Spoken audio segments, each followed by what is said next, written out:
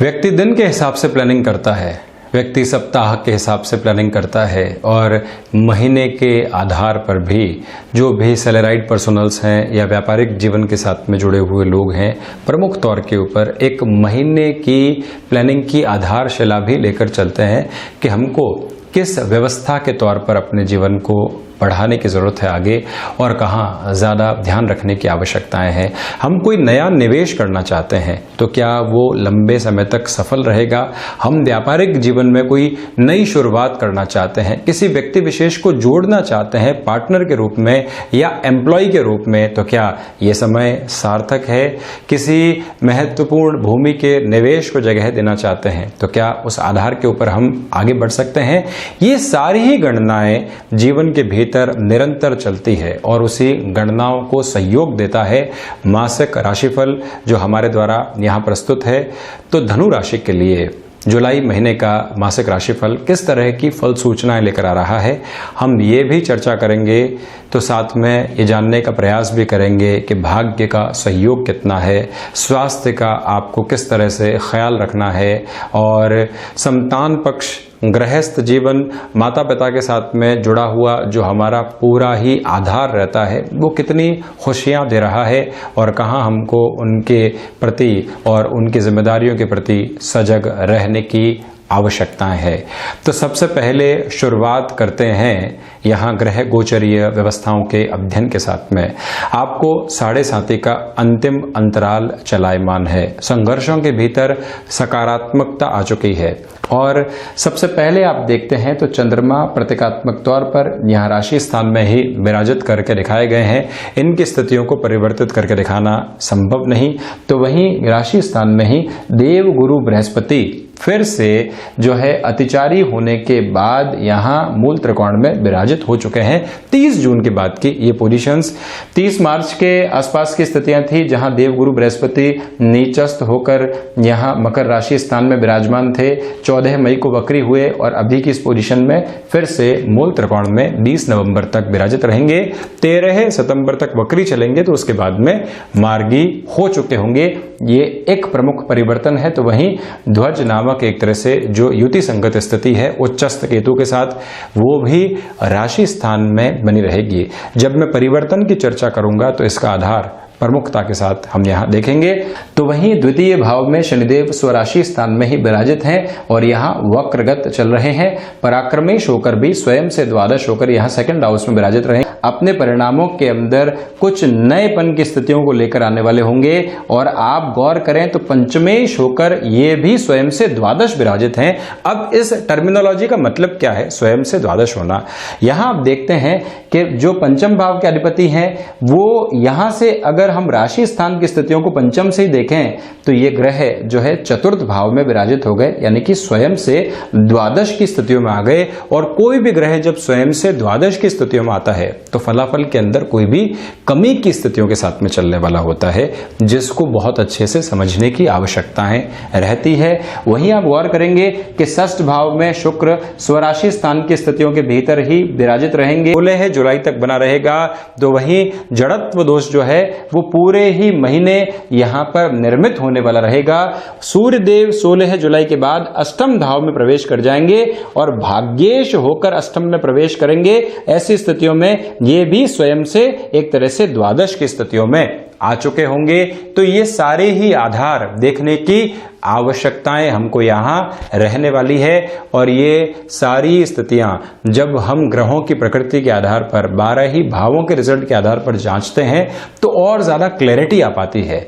अब शुरुआत करते हैं राशि स्थान के साथ में। यहाँ आप देखें कि ओवरऑल जो प्रथम भाव के साथ में पोजीशन जुड़ी रहती है उसमें फिर से खोया हुआ विश्वास आपके लिए लौटने लगेगा। 7.5 के साथ जो संघर्ष लंबे समय से बने हुए थे, अब इस अंतिम अंतराल के अंदर आपको धीरे धीरे एक रिलीफ मिल रही है और यही रिलीफ आपको एक सम्यक स्तर के ऊपर कॉन्फिडेंस देने वाली रहेगी। इसका आशय क्या है, ये जानने की आवश्यकता पूर्णतया यहाँ हमारे लिए बनी हुई है।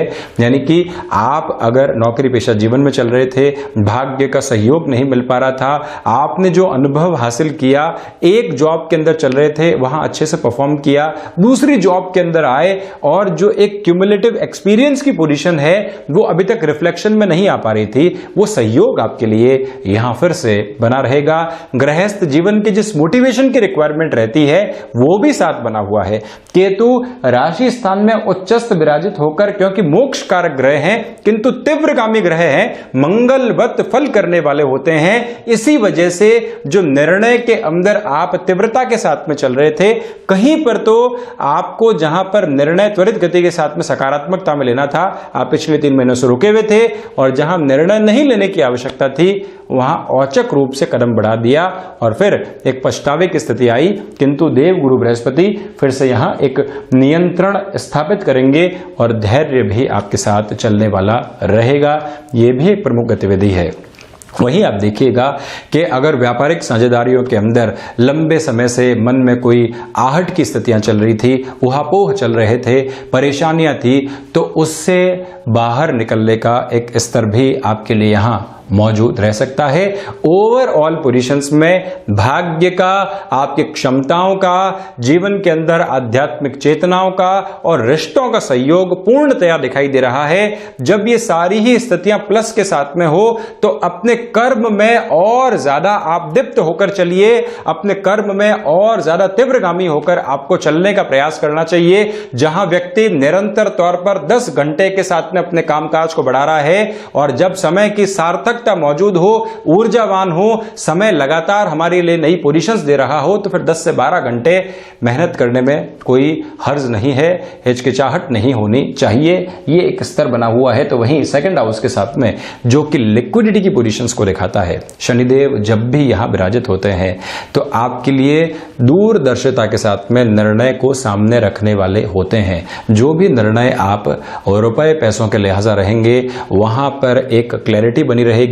दूसरे स्तर पर आप ये भी बात बहुत अच्छे से समझकर चलने का प्रयास कीजिएगा कि वाणी में बहुत ज्यादा न्यायप्रियता आ जाती है। किसी भी जगह विद्रोह की आवश्यकता है, व्यक्ति खुद को सबसे प्रथम स्तर के ऊपर खड़ा कर देता है, किंतु आप अपनी बात को रखें जरूर, विद्रोह भी हो तो उसको भी रखें जरूर, किंतु समय की सम्यक स्थितियों को देखकर चलना आवश्यक रहेगा।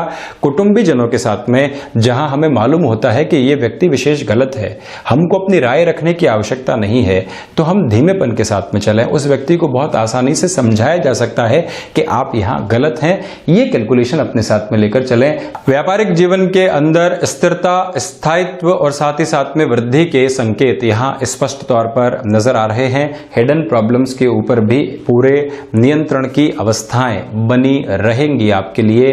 पैतृक संपत्ति का कोई भी विवाद आपके लिए चल रहा था और वो सुलझने की ओर नहीं जा पा रहा था, ये समय अंतराल वहां पर भी आपके लिए एक पॉजिटिव इंडिकेशन लेकर आ रहा है।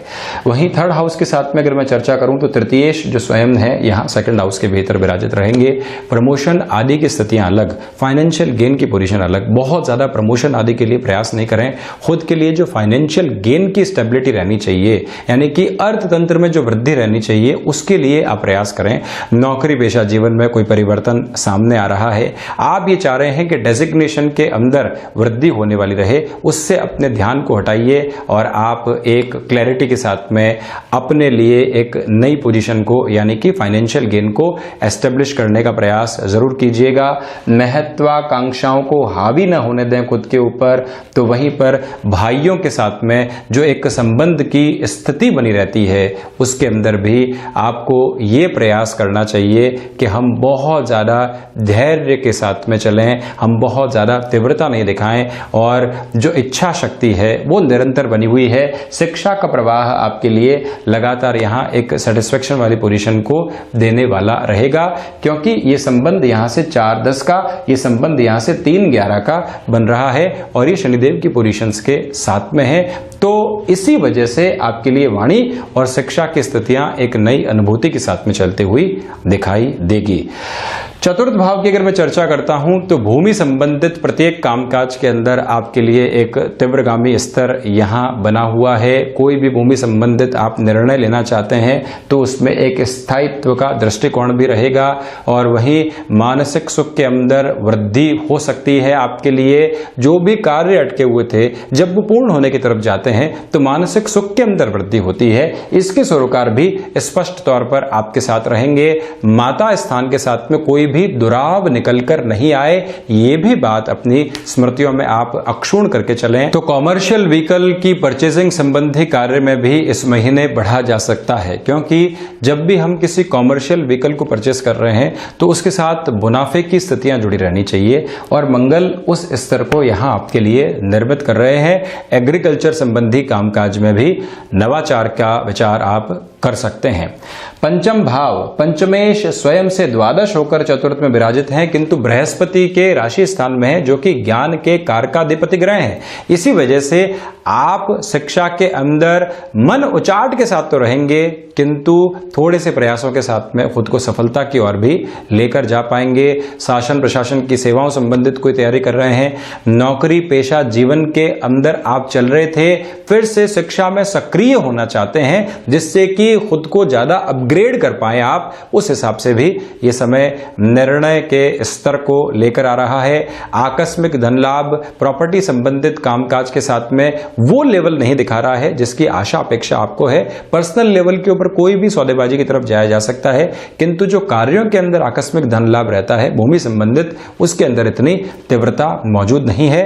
शेयर मार्केट में निवेश भी बहुत ज्यादा संभल कर ही आपको करना चाहिए। चंद्रमा की जो स्थितियां रहती है उसके अनुरूप ही ऐसे स्तर की ओर आप गतिमान होते हैं तो अति उत्तम रहेगा।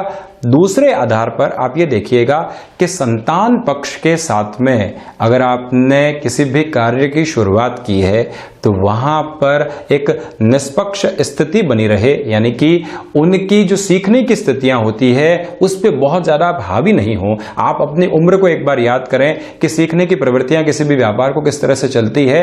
एक क्षण के अंदर सब कुछ सीखना संभव नहीं है। इस आधार पे अगर आप धीरे धीरे उनको इन्वॉल्व करते हैं तो एक बेहतर सम्यक स्थिति आपके लिए बनी रहने वाली रहेगी। षष्ठ भाव में शुक्र विराजित है। सबसे पहले स्वास्थ्य की बात कर लो। यहाँ पर जो यूरिन प्रॉन इन्फेक्शन संबंधी पोजीशंस होती है और जो शुगर से जुड़े हुए रोग होते हैं उन दोनों का ही आपको बहुत ज़्यादा ख्याल रखने की रिक्वायरमेंट यहाँ पर रहेगी।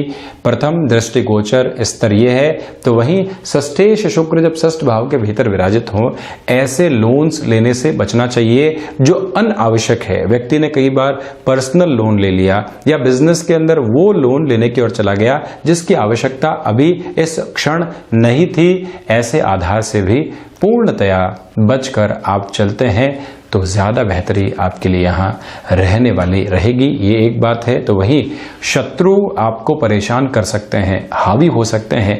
व्यंग्यात्मक शैली से आप जितना बचेंगे उतना अच्छा है। और कहीं पर भी आपको लगता है कि मुझे यहाँ तेजी दिखाने की आवश्यकता नहीं है, अपनी वाणी में धीमेपन के साथ में चल सकता हूँ। शत्रुओं को मुझे निमंत्रित नहीं करना है। जब ये मूल मंत्र रहेगा तो हम कई बाधाओं को टालकर बढ़ पाएंगे।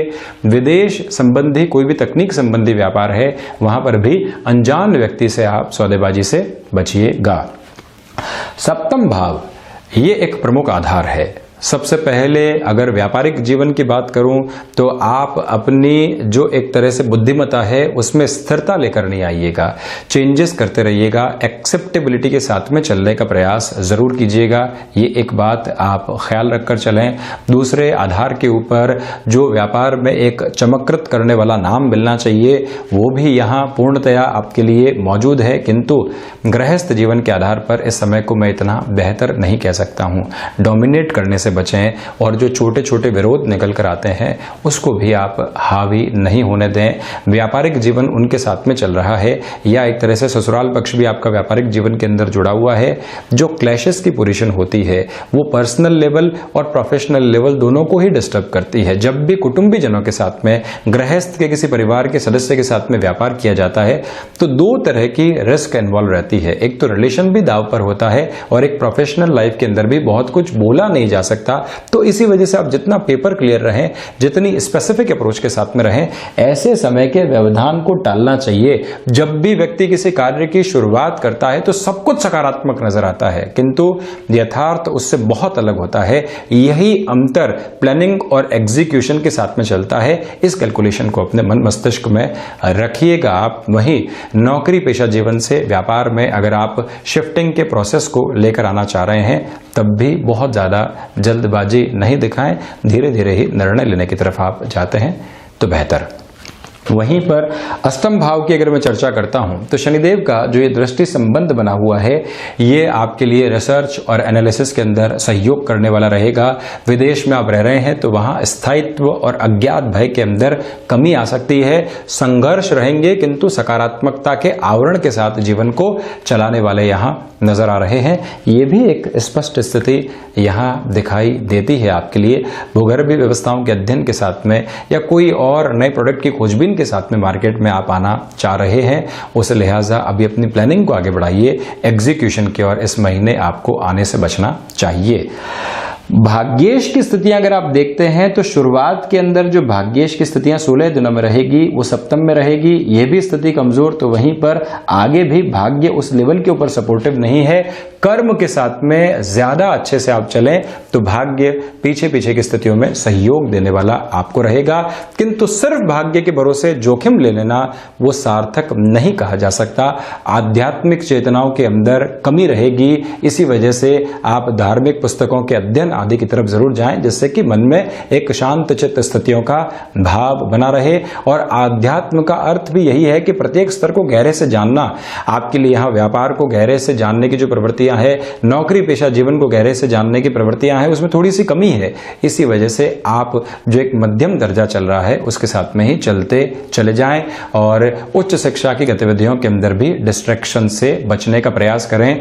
अनुभव गृहस्थ के साथ में जुड़कर जहां सामने आए, यानी कि आपके कामकाजी जीवन को बहुत अच्छे से ऑब्जर्व करने वाला आपका गृहस्थ जीवन होता है, भले ही पत्नी हो या फिर पति पक्ष हो, तो उस आधार के ऊपर उनकी सलाह को लेना और उस एसेंस के साथ में अपने बिजनेस को आगे बढ़ाना भी बहुत ज्यादा आवश्यक रहेगा। वहीं दशम भाव की मैं चर्चा करूं तो आप ये पाएंगे कि जो दशमेश की स्थिति है वो यहां सप्तम में, कर्म भाव के अधिपति बुध, मानसिक चेतना के अधिपति बुध, आंतरिक शक्ति के अधिपति बुध, ग्रहों में युवराज बुध जब कर्म और व्यापार के साथ में 4-10 का संबंध बना रहे हो और वो भी स्वराशि स्थान के भीतर विराजमान हो, तो 1 से 16 जुलाई तक आप अपनी इच्छा शक्ति की प्रबलता के आधार पर कहीं पर भी रुकिएगा नहीं।